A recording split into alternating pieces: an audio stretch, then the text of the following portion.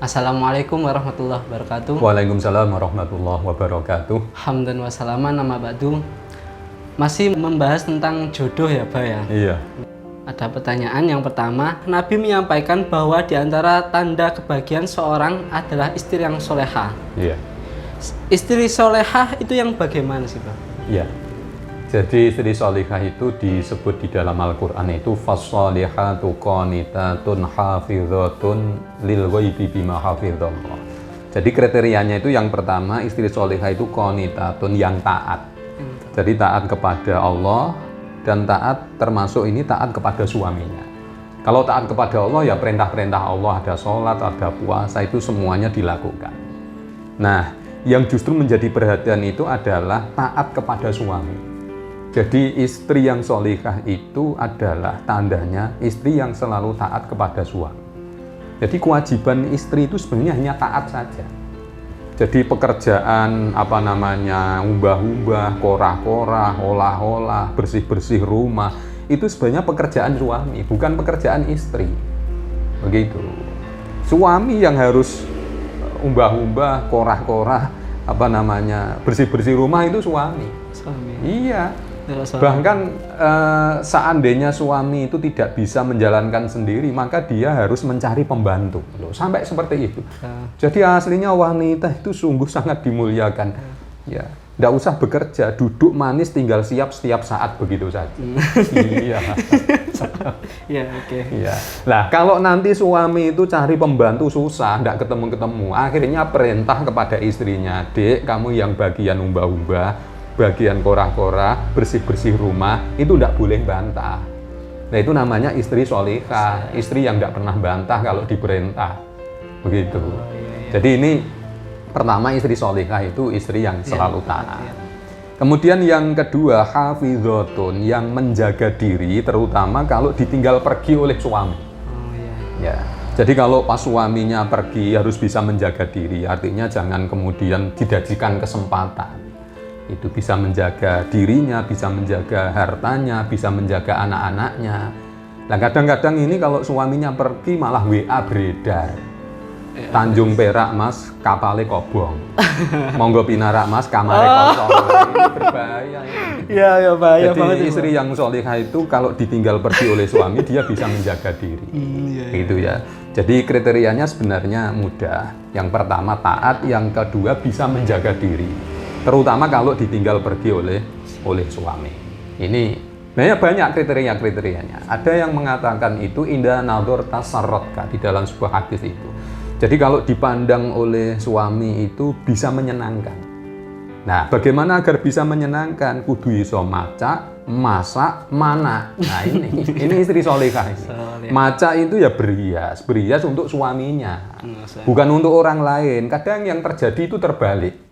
Jadi kalau giliran keluar rumah itu macaknya Masya Allah luar biasa. Iya, sampai minyak 1 botol itu dihabiskan. Habis itu naik becak, itu yang seneng tukang becaknya. Iya. Muter saja. Gitu. Sementara kalau di hadapan suami ya pakai daster itu obrot-obrot. Kelek suwek, sambune ra karu-karuan. Nah, ini bukan tipe wanita yang solihah kalau seperti itu. Jadi dia maca dengan penampilan yang baik itu justru ketika dia berhadapan dengan suaminya, bukan berhadapan kepada orang lain. Gitu. Jadi kalau misalnya keluar dengan berpenampilan yang baik, monggo lah silakan. Tetapi kalau di hadapan suami, tetap harus berpenampilan yang menarik. Nah, itu istri yang solihah. Maca, masak, itu pinter masak. Begitu. Jadi masak itu tidak perlu yang mahal-mahal. Gitu. Murah tapi enak, itu luar biasa. Gitu. Misalnya hari ini misalnya yang dimasak itu terong nih misalnya, tapi hari ini terongnya dijangan lodeh, besoknya dijangan asem, sayur asem, besoknya lagi dipecel gitu, besoknya lagi dibikin kare. Enak ini. Iya. Jadi kalau bikin kare itu gagangnya jangan dibuang, jadi biar merekungkung kayak pupunya ayam gitu. Ya lama-lama suaminya ya lemes, 4 hari terong terus. Jadi masak, terus mana. Nah, mana itu ya harus pinter melahirkan. Nah, karena Nabi sendiri itu dalam hadisnya tazawwaju al-wadudul walud. Nah, nikahilah wanita-wanita itu yang al-wadud banyak cintanya, al-walud yang banyak anaknya. Maksudnya metengan. Nah, banyak anaknya. jadi ini ciri wanita solehah itu kalau dipandang menyenangkan. Menyenangkan itu bisa masak, masak, dan mana. Begitu. Ya. Adakah ciri-ciri orang yang wanita yang mana itu kan gimana Pak? Iya, cirinya itu kita melihat dari keturunannya saja. Keturunan? Iya, dari keturunan, dari nasabnya. Jadi kalau ibu-ibunya, turun-turunnya, mbah-mbahnya itu anaknya wakeh-akeh, nah itu biasanya nurun. Biasanya kan gitu, kalau yang kembar itu biasanya nanti ada turunan kembar kan begitu. Gitu, ya. Jadi caranya ya melihat nasabnya, melihat keturunannya begitu. Kalau ibunya itu anaknya 15 itu, anaknya 9, oh berarti kan anaknya manaan. Gitu. Jadi kalau cari istri yang manaan seperti itu ya. Yang kedua, selain istri soleha, apakah ada lagi yang bisa membuat orang meraih kebahagiaan? Ya, yang disebut Nabi itu kan ada 4. Jadi yang pertama itu antakuna zaujatuhu soleha. Jadi arbaun min sa'adatil mar'i. Ada 4 kebahagiaan seseorang itu kan yang pertama disebut antakuna zaujatuhu soleha, istrinya soleha. Yang nomor dua wa auladuhu abroron. Anaknya baik-baik. Jadi anak itulah yang membuat kebahagiaan seseorang. Walaupun kekayaannya melimpah-limpah, rumahnya megah, mobilnya mewah, tapi kalau anaknya mbuwetik, metitik, dikandani mendelik, nah, ini orang tua pasti nelangsa. Nelangsa itu apa bahasa Indonesia? Sengsara. Iya. Jadi tidak ada gunanya kekayaan yang melimpah-limpah kalau anaknya mbuwetik, metitik, dikandani mendelik. Jadi ini penting. Wa auladuhu abroron, anaknya baik-baik. Begitulah. Anak yang baik itu bagaimana? Itu prosesnya banyak itu. Bagaimana menjadikan anak yang solihah itu prosesnya panjang sekali. Gitu. Terus kemudian yang ketiga wa khulatauhu sholihin. Pergaulannya ini adalah orang-orang soleh. Jadi pergaulan itu penting. Jadi kalau pergaulannya tidak baik, dia bisa katut tidak baik. Tapi kalau pergaulannya baik, dia bisa ikut menjadi baik. Jadi teman pergaulan itu sangat mempengaruhi dalam kehidupan seseorang.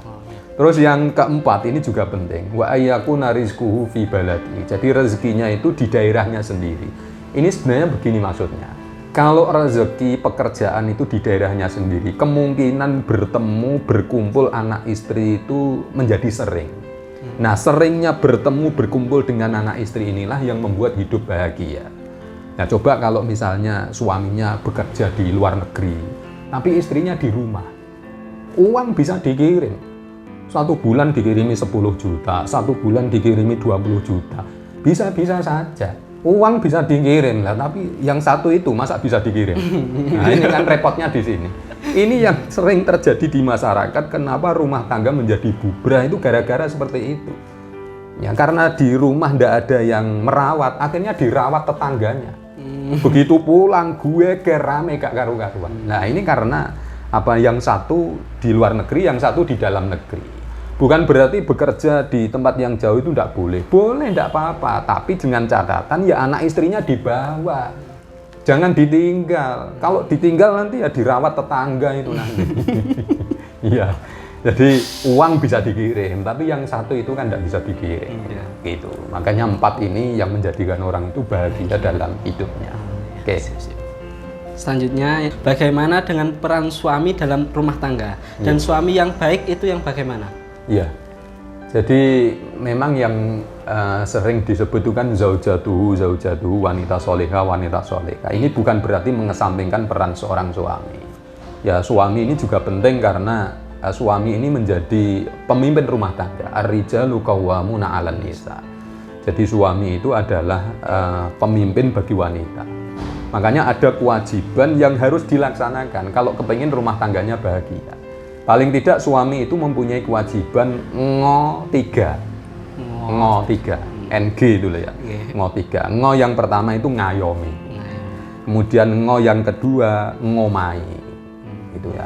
Kemudian ngo yang ketiga ngeloni. Nah, ini penting ini. Penting ini. Ya. Jadi ngayomi itu tentu ya dia harus mencukupi kebutuhan sandang pangannya, gitu ya. Kemudian ngomai berarti dia harus menyiapkan tempat, ya, sandang pangan papan. Terus ngeloni ini adalah kebutuhan batin, gitu ya, nafkah batin.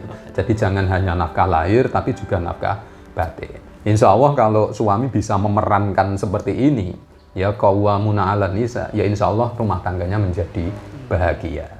Sekian yang dapat kita sampaikan, kurang lebihnya kita mohon maaf.